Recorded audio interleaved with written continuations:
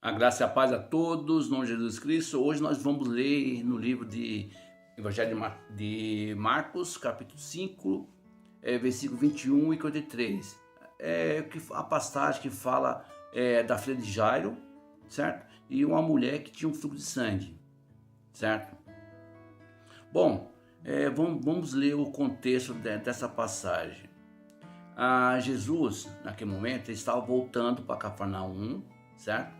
E no meio do caminho, uma multidão o apertava e duas pessoas vivendo, olha só, imensas crises, estavam no meio delas. Um personagem que era o líder da sinagoga, chamado Jairo, certo? E uma mulher com fluxo de sangue, uma mulher anônima, certo? Duas histórias, duas histórias praticamente em uma. No caso, o Jairo e a mulher com fluxo de sangue, tá? Jairo, vamos falar um pouco de Jairo. Jairo era um líder religioso na sinagoga e a mulher era uma desconhecida, uma mulher anônima. Jairo tinha uma filha de 12 anos que dava muita alegria para ele, que era filha única, tá? Mas que agora estava morrendo, certo? A mulher, olha só, já tinha uma filha de 12 anos, que dá muita alegria para ela. E no outro lado da história havia uma mulher que sofria por 12 anos com hemorragia, que havia ido em todos os médicos, tinha gasto todo o recurso dela e não tinha conseguido obter a cura, certo? Além de tudo isso, essa mulher vivia com intensas dores, era rejeitada, ela era humilhada e era excluída da sociedade. Porque naquele momento lá, por ela estar com essa hemorragia, era tida como uma mulher impura, certo? Que era proibida de adorar, de ir ao templo e de participar das cerimônias no templo, certo? Duas pessoas que estavam passando por crises pessoais distintas, mas ambas eram profundas. Olha só, era profunda essas crises que ela está passando. Nesse tempo de crise que nós estamos vivendo, nós podemos perceber que as crises, olha só, desestabilizam qualquer pessoa. Essas duas histórias, atitudes para superar as crises e encontrar a restauração, certo? Palavra-chave dessas duas passagens: fé, crer, buscar Jesus, crises, restauração da cura e transformação. Essas são as palavras que nós podemos aprender nessa passagem da mulher do fluxo de sangue e da filha de Jairo, tá? Atitude para superar as crises e obter a restauração através de Jesus. A intercessão cheia de fé. Olha só. 23 fala o seguinte: pedindo com muita insistência, a minha filha está morrendo. Venha comigo e ponha as tuas mãos sobre ela para que ela viva. O que é interceder? Interceder é você intervir a favor de alguém ou de algo, certo? E pedir, rogar e suplicar. Interceder é colocar-se no lugar do outro e pleitear a sua causa como se fosse a sua própria causa. O intercessor, olha só, é aquele que vai até Deus, não por causa de si mesmo, mas por causa dos outros. Jairo era um pai em desespero. Qual pai vendo uma filha doente ao ponto de morrer, ficar na inércia? É impossível. O amor e a sua dor pela filha fez-o movimentar e ir até quem pôde resolver, que é Jesus Cristo. Embora o texto não esteja falando só especificamente sobre a oração, ele fala claramente sobre a intercessão e sobre a ação de ir até quem pode resolver aquela situação, que é Jesus Cristo. Então ele foi até Jesus Cristo e intercedeu pela sua filha. Agora, outra coisa, ter uma fé que não perde a esperança. Nós temos que ter uma fé e não podemos perder a esperança, certo? Aí, nessa história, no 25, chegou ali uma mulher que já fazia 12 anos que estava com uma hemorragia. e havia gastado tudo que tinha. Outra coisa, ela havia, olha só, ela havia escutado, ela havia ouvido falar de Jesus Cristo. Ela escutou dos demais que Jesus Cristo estava na cidade e ele concedeu milagre para muitas pessoas que chegavam até ele. Cegos enxergaram, paralíticos andaram, surdos ouviram e outros milagres, tá? Que a Bíblia relata, se fosse contar todos os milagres, não caberia na Bíblia, tá? Pois aí ela colocou no coração, se eu somente tocar na capa dele, eu ficarei curada. Ela ouviu a palavra, teve fé e teve uma ação de ir buscar a sua cura. Enquanto Jairo conversava, olha só, nessa história, enquanto Jairo conversava com Jesus, meio à multidão, surge a mulher. A mulher, ela venceu todas as barreiras, todos os obstáculos para chegar até Jesus, porque ela tinha certeza da sua cura.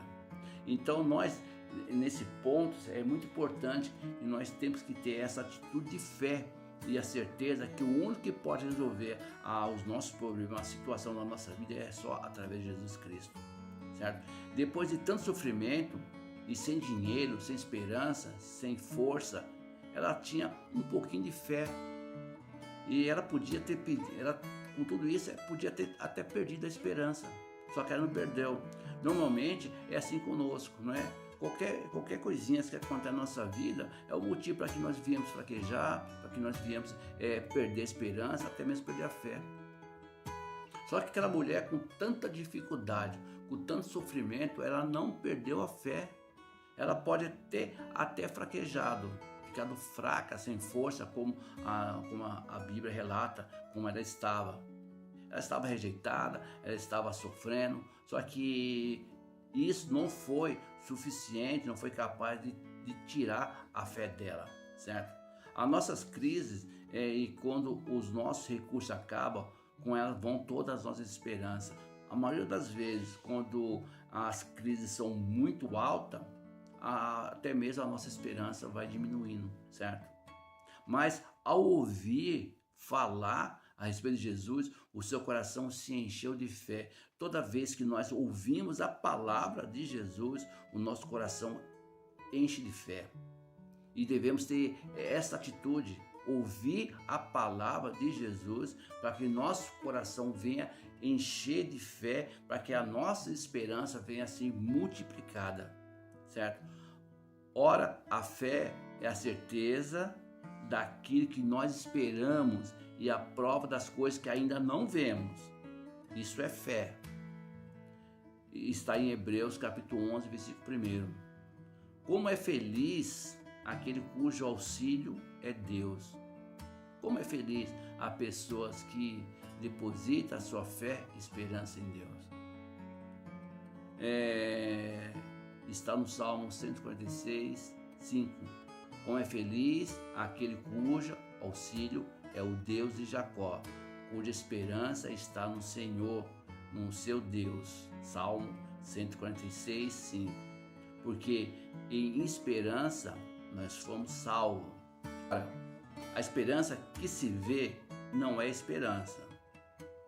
Porque o que alguém vê como esperança, como vai esperar? Está em Romanos 8, 24, tá? Foi assim, cheia de fé, que alimentava a sua esperança. Que essa mulher vai ao encontro de Jesus, mesmo apertada pela multidão, ela toca com fé nas vestes de Jesus. Então, naquele momento, ela recebeu a cura. Toda vez que nós ouvimos a palavra, a nossa fé é aumentada. Outra coisa, batalha de fé. Ela teve, naquele momento, uma batalha muito grande. Ela venceu todo o preconceito, toda a dor, toda a incerteza, todo apontar de dedo. Ela venceu tudo aquilo através da fé. E outra coisa importante, atitude. Hoje, não basta só você ter fé. Hoje, você tem que ter fé e uma atitude. buscar quem pode resolver os seus problemas. Outra coisa, tem que ter uma fé perseverante que não desiste diante da dificuldade. Temos que ter uma fé perseverante que não desiste perante a dificuldade. No texto é possível notar algumas barreiras que se levantaram para ambos os personagens. A posição de líder da sinagoga, no caso era o judaísmo, ele buscar a ajuda de Jesus, então ele venceu esse preconceito.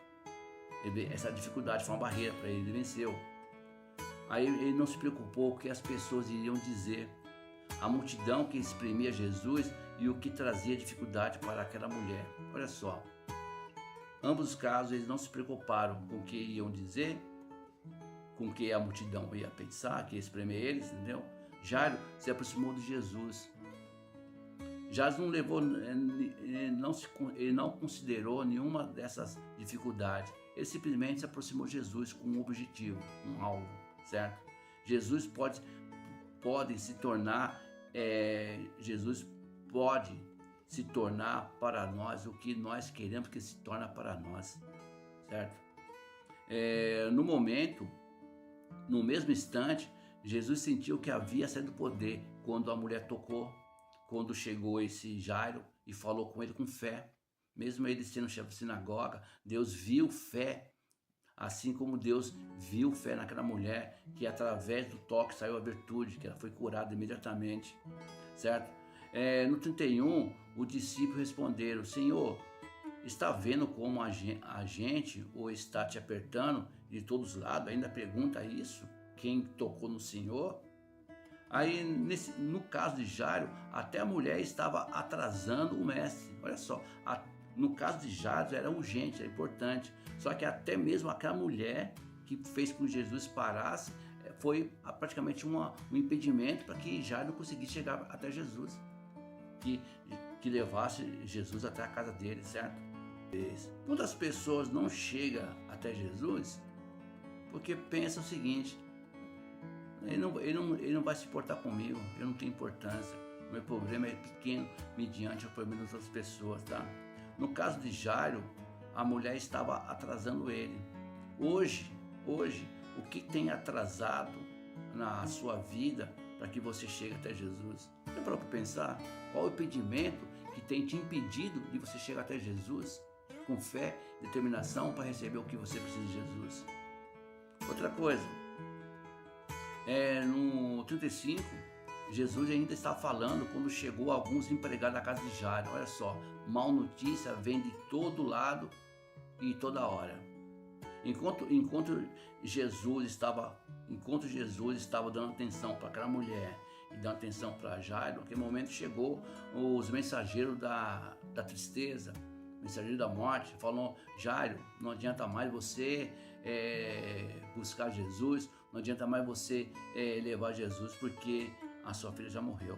Muitas vezes a gente é até mesmo impedido de chegar até Jesus por más notícias.